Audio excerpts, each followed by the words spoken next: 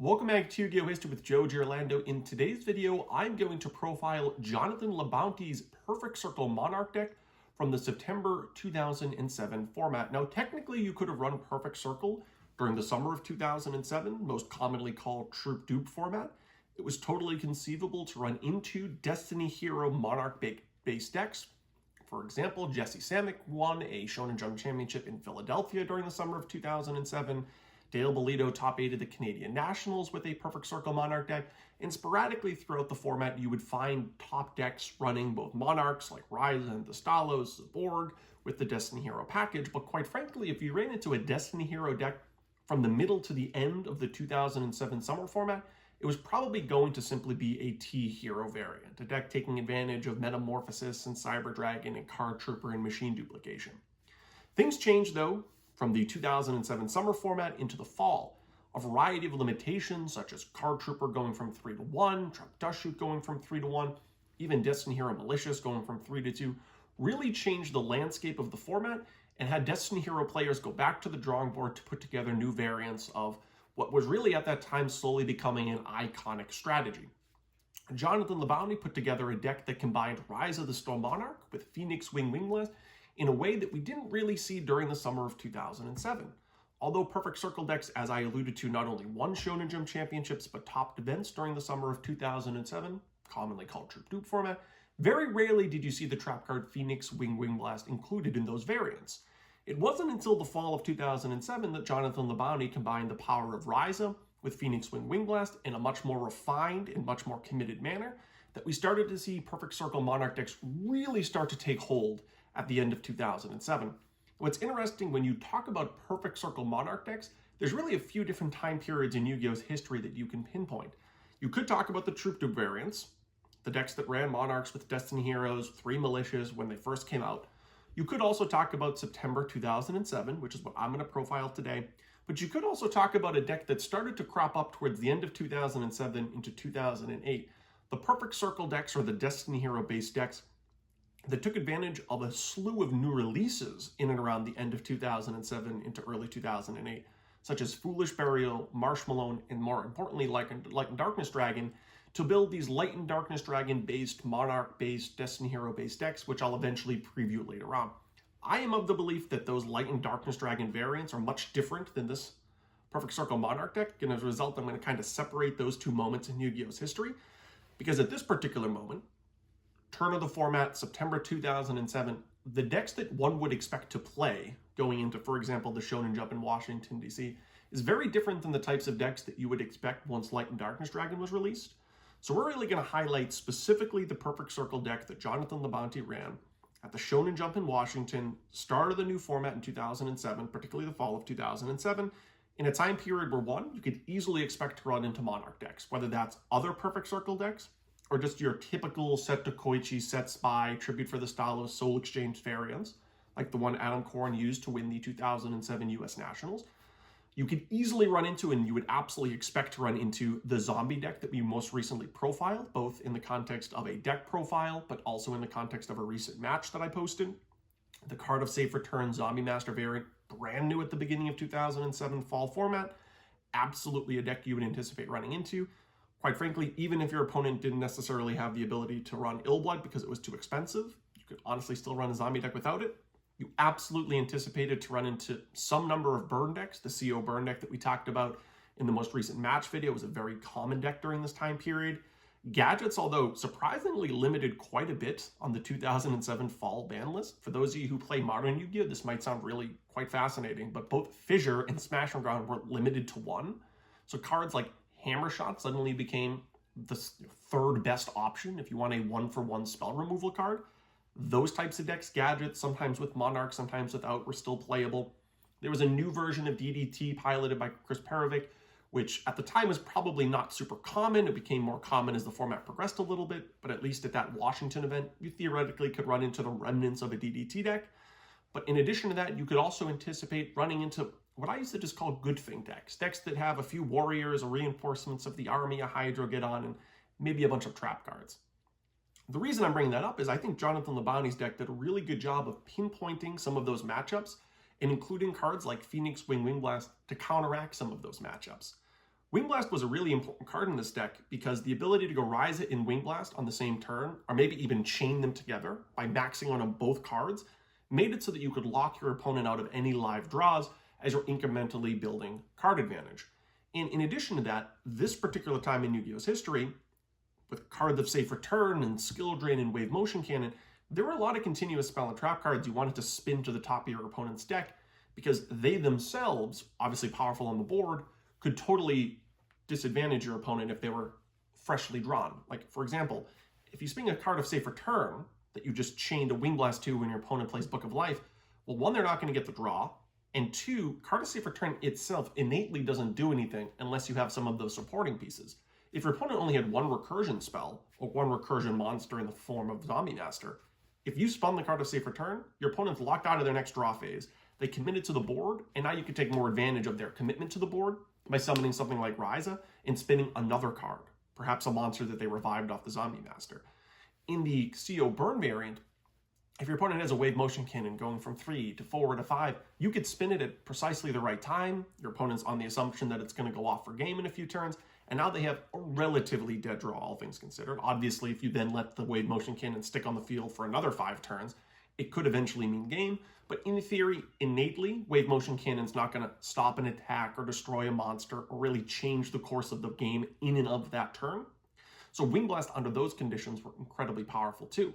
When you combine triple Ryza and triple Wing Blast, you have a very streamlined strategy that allowed you to counteract those continuous spell and trap cards and gave you a lot of play against some of those other decks. You know, for example, and you may have seen this maybe perhaps a month ago when I first profiled Perfect Circle Monarch decks in the context of a match. If you're Wing Blasting a card like Green Gadget to the top of your opponent's deck, that's backbreaking. This is a deck that already might draw into multiple gadgets at inopportune times anyway, and now you're constantly spinning these cards that you know are dead draws, and then putting these 2400 Monarchs on the board, starting to incrementally build up card advantage by recurring Disc Commander, and the next thing you know, you win the game with this avalanche of card advantage. Before we move on to the actual deck profile, I should point out, because I think it's really important to put into context, this deck, although again, September 2007, really gave us the framework of the Light and Darkness Dragon decks that would come out later in the year into the beginning of the 2008 format. And I think it's really important to kind of compare this deck, September 2007, brand new format, to the decks that we'll eventually talk about that started to include Light and Darkness Dragon. But without further ado, this is Jonathan Labani's first place deck from the Shonen Jump Championship in Washington, D.C. from the September 2007 format. All right, we'll start the monster lineup with the Destiny Hero package. We have 2 copies of Destiny Hero Malicious. This was a new semi-limitation from the summer of 2007 into the fall of 2007. It was the first time that Malicious went to 2. It alternated between 2 and 3 quite a few times in Yu-Gi-Oh's history, but this was the first time it was limited. Obviously, if we're going to run this deck in September 2007, we can only run 2 copies. In the summer, though, if you were to run Perfect Circle, of course, you just run the full 3. From that point on, the only other Destiny Heroes in this deck were a copy of Disc Commander and a copy of Fearmonger to combine with that Disc Commander. What's interesting about this is John the Bounty at Shonen Jump Washington only ran 2 copies of Destiny Draw, although you could have run the full 3. As a result of the lower Destiny Draw count, it would be unnecessary to run a lot of Destiny Heroes, so we elected only to run these 4. A lot of players at that time built their own versions of Perfect Circle going forward into future events and upped the Disc Commander count, or upped rather the Fearmonger count, in order to compensate for 3 Destiny draws. So if you were to go back and run this deck, you could very easily increase the Fearmonger count and then increase the Destiny draw count. This deck is not going to run cards like Diamond Dude or Dasher because those cards don't really synergize as well with this deck as they would other decks. There's no Dark Magician of Chaos to combine with the Dasher. This deck, although it does have a decent amount of normal spell cards that you could theoretically hit off Diamond Dude, at this point in time, players weren't just running a Diamond Dude for the sake of running it. If you're running Diamond Dude, it's because you're running Diamond Dude Turbo. In addition to the Destiny Hero package, of course, we have the single copy of Stratos. From that point on, the other big element of this deck, combining the Destiny Heroes, are the Monarchs. John elected to run 3 copies of Ryza, which is easily the most important Monarch in the deck, and then 2 copies of Zaborg. Variants of this deck from the summer of 2007 sometimes ran cards like the Stalos, the Firestorm Monarch. You could very easily see variants of this deck that had Stalos in it. The deck that I ran recently in a video that was uploaded had copies of Ryza and the Stalos, and I elected not to run Zaborg. I think the question as to whether or not to run Zaborg or Ryza is an interesting one. Everything needs to be put into context, as has been the theme with most of these videos.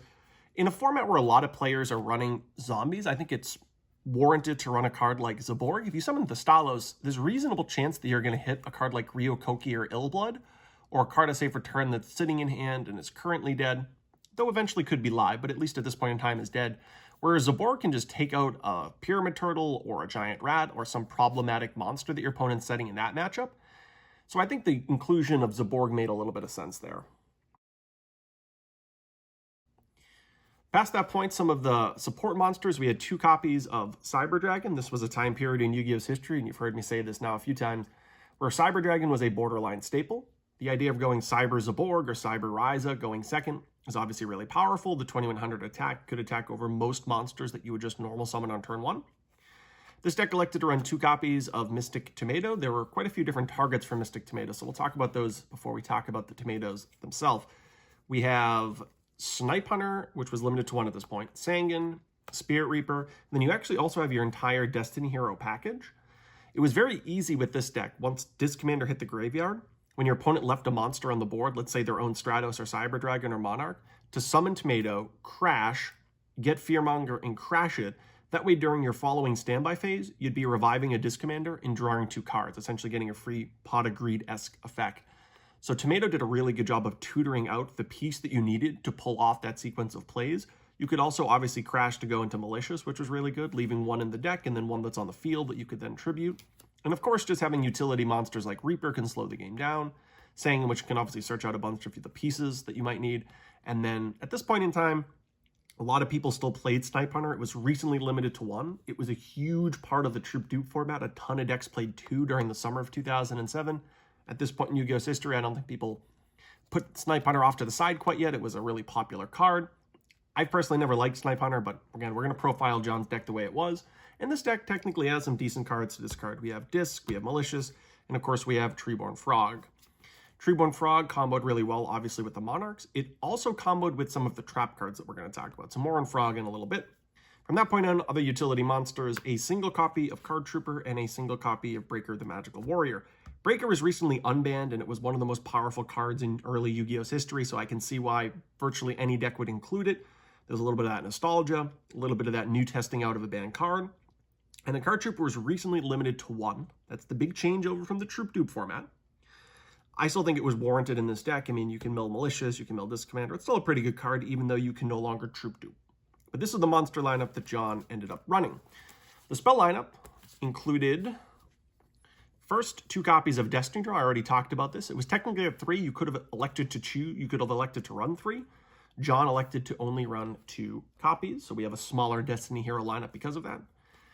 John ran 2 copies of Pot of Avarice. This deck has obviously a lot of monsters in it, monsters that can be into the graveyard pretty quick with things like Mystic Tomato. You could go Tomato, get Fearmonger, Crash, that's already 3 monsters there. Tomato, get Sang, and that's 3 monsters. So there were ways of fueling your graveyard for Pot of Avarice that made 2 a reasonable choice. Games could also go a reasonable amount of time in this format. Sometimes games slow down quite a bit, so having double Avarice is nice. John elected to run 2 copies of Lightning Vortex. We have to, again, put everything into context. If you watched the recent videos with the Zombie Card of Safe Return deck or the deck profile, you could easily see that sometimes the boards can get clogged. Granted, I was running a burn deck, so maybe that was an inherent part of that deck choice. But in general, a lot of the games could be really slowed down. Your opponent could have a bunch of Pyramid Turtles and Giant Rats, and you could easily use Lightning Vortex to break the board. And then, of course, you're discarding cards like Malicious, you're discarding cards like Treeborn Frog. There's a lot of good targets in this deck to discard. So double Lightning Vortex. And then some of the one-ups, we have some sort of the staple back row removal. We have a Mystical Space Typhoon and a Heavy Storm. We have a Brain Control, at this point limited to 1. It was at 3 during the previous format, the Troop Dupe format, but it is now limited to 1. We have a single copy of Scapegoats. It doesn't really inherently combo with anything in this deck. It's not like we have Enemy Controller or Plasma, but it did a decent job slowing things down, particularly if your opponent built up a big board with their zombie deck. So it included there at 1. We had a Premature Burial, which was obvious if we're going to run a card like Disc Commander, and at this point in Yu-Gi-Oh's history, it was a borderline staple anyway. And then 1 single copy of Reinforcements of the Army. This deck only really had a few targets for it. You had, obviously, the Fearmonger, the Disc Commander, and the Stratos. So going over the top with Rhoda would make it so that you'd likely draw it dead in the middle stages of the game. So just one copy of Rhoda to search out the 3 targets. From that point on, we have the trap lineup, where we're first going to talk about probably the most important trap in the whole deck, and that is Phoenix Wing Wing Blast. Wing Blast was one of the most important cards because it comboed so well with Ryza. The ability to follow Wing Blast up with Ryza was absolutely devastating for some of the decks back then. Think about this. Your opponent's trying to set up card of safe return. Your opponent's trying to set up, let's say, skill drain if you're running against the burn deck. Your opponent has gadgets on the field, and you Wing Blast 1 dead draw, tribute off a Treeborn Frog or a Malicious for a Ryza, spin another dead draw, and now your opponent's staring at a 2400 monster. They might not have an immediate out, and they have multiple draw phases that are backed, that have been spun back. And I mean, you're running 3 copies of both Ryza and 3 copies of Wing Blast. You could do this multiple times on consecutive turns and make it so that your opponent never gets a fresh draw, and you ultimately win the game by controlling their draws. So the combination of 3 Wing Blast and 3 Ryza was just incredible. And you have to be able to know that you could use Wing Blast a few different ways. For example, in your draw phase, or technically in your standby phase, but with one of them, you could activate Wing Blast and discard your frog, and then because this goes to the graveyard and your back rows are clear, you could then special summon the Treeborn Frog, and then immediately special summon Ryza. So your opponent could have passed the turn to you when you only had 1 back row, and next thing you know, on your turn, you spun a card with the Wing Blast, brought back Treeborn Frog, and had a free tribute for a Ryza and spun another card back, and then took complete control of the game by that sequence of plays. So the Wing Blasts were incredibly, incredibly important to the strategy of this deck. We also have to put into context how many continuous spell and traps were really prominent in this format. I talked about in the previous video the card of safe return zombie deck. Imagine the power of spinning back a card of safe return, what theoretically could be a dead draw if you've been controlling the game sufficiently. Think about spinning back a wave motion cannon or a skill drain or a pivotal back row and leaving them maybe with just wave motion cannon so you can push through the sufficient amount of damage. This card fit every role that you wanted, and it was the reason why we saw 3 copies. What's amazing is during the summer format, this card was really not all that popular. The Perfect Circle decks from the Troop Dupe format typically ran either 0 or maybe 1 copy here or there, but it wasn't as a focused strategy as John Labonte showed at the Shonen Jump that he won with this deck. So that's Wing Blast, arguably the most important trap. From that point on, we have some 1-ups. We have the mass removal cards, which people basically considered staples at this point, Mirror Force and Torrential. We have Call of the Haunted, another way of recurring Disc Commander. We have Crush Card Virus. This is a little bit of a tough one. Again, it was a prize card. The question about whether or not you should include this is one that you decide to make if you're going to go back and play this old format. Labonte had it. Labonte ran it.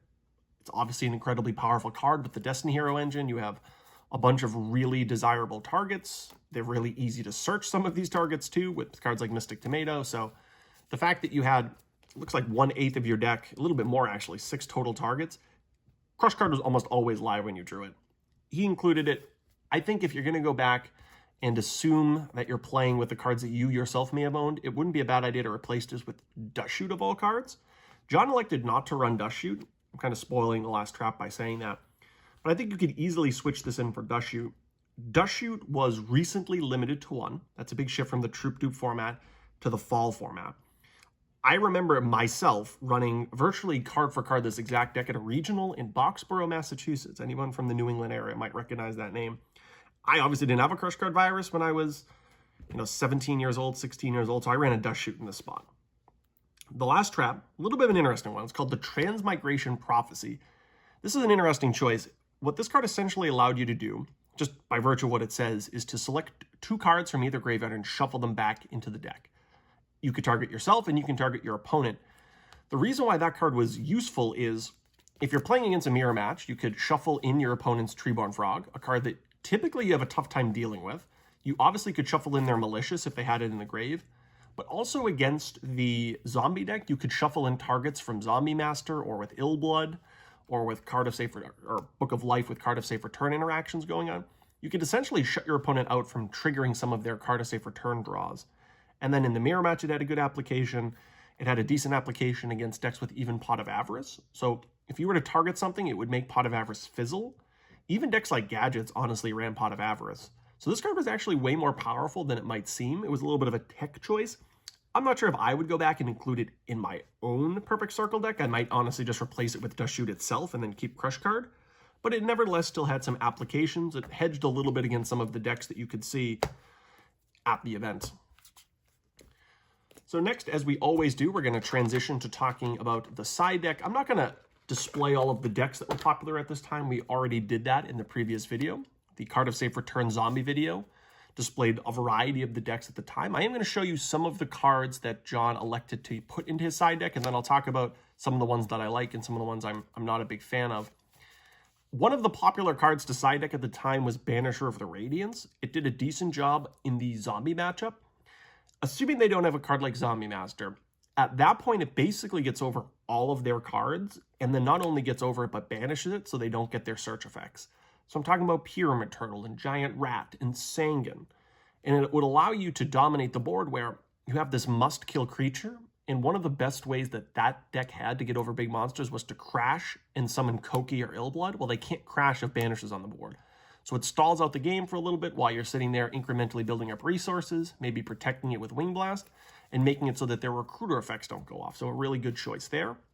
Jinzo was actually semi-limited at this point, so you could easily run at least one copy of Jinzo, if not 2 copies of Jinzo out of the side deck. It was a decent card against the CO Burn deck that I recently showcased in a duel against Sean a few weeks ago. So 1 or 2 copies of Jinzo to go along with that. We also have multiple copies of Decree. I will caution anybody going back to play this format.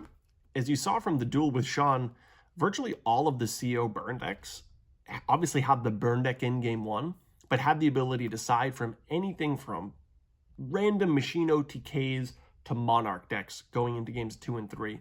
So if you went hardcore anti-trap, you could very easily get beat because you have Decree up and your opponent plays, let's say, Overload Fusion and attacks over all of your creatures for game. So I will caution you, if you plan on going back to play this format, that maybe keep these trap negators for things like the Gadget matchup or the really trap-heavy matchups. From that point on, I think this was really a borderline staple at the time. Pulling the Rug was just an absolute soul-crushing card if you played Monarchs. And it wasn't even necessarily just this Monarch deck. Obviously, this is one of them. Hits Breaker, hits Stratos, hits all of your Monarchs. But there were even Apprentice Monarch decks, Gadget Monarch decks that were really popular at the time. And Pulling the Rug just did so much work in those matchups. Especially the Gadget Monarch decks. This hits not only the Monarchs, but the Gadgets too. So Pulling the Rug, a card that's obviously not playable in a modern context, but an absolute soul-crushing card in, let's say, 2007 Yu-Gi-Oh! And then we had a few cards like Dust Tornado, which I think had some generic use. Obviously, they do really well against things like Card of Safe Return. They obviously do really well against cards like Skill Drain and Wave Motion Cannon. Even if you're playing against CO Burn and your opponent sides out the Burn package, they almost have to keep in some of the stall cards to go along with their strategy. You may have noticed that the other day when I ran CO Burn, that when I sided into the Cyber Dragon ISK OTK version, I still had cards like Gravity Bind and Level Limit to slow the game down to draw into those combo pieces. Well, if you're playing against this really sort of fragile OTK deck and you Dust Tornado one of those cards and then attack over what they have, you can very often beat the CO Burn deck that's sided out their Burn cards, even though now you're siding in a card like Dust Tornado. Granted, you could probably say something similar about the Jinzo and the Decree, but I think these are a little bit more dangerous because if your opponent sees these on the board, they might OTK more freely, something that they might not be comfortable doing if you have set back rows like Dust Tornado. But this is the Perfect Circle deck that Jonathan Labonte used to win the Shonen Jump in Washington, D.C. in September of 2007. This is a little bit of a precursor of a deck that we're going to profile in the near future. This deck in and of itself was really popular while the cards in the deck were legal. There was a series of absolutely game-changing releases, though, by the end of 2007 into 2008, like Foolish Burial and Light and Darkness Dragon, that totally changed this deck. The framework and the shell remained, but the cards in it changed dramatically at the turn of the year, something that we'll talk about in an upcoming video. But I'm Joe Giorlando for Yu-Gi-Oh! History. Thanks for watching. Be sure to like and subscribe.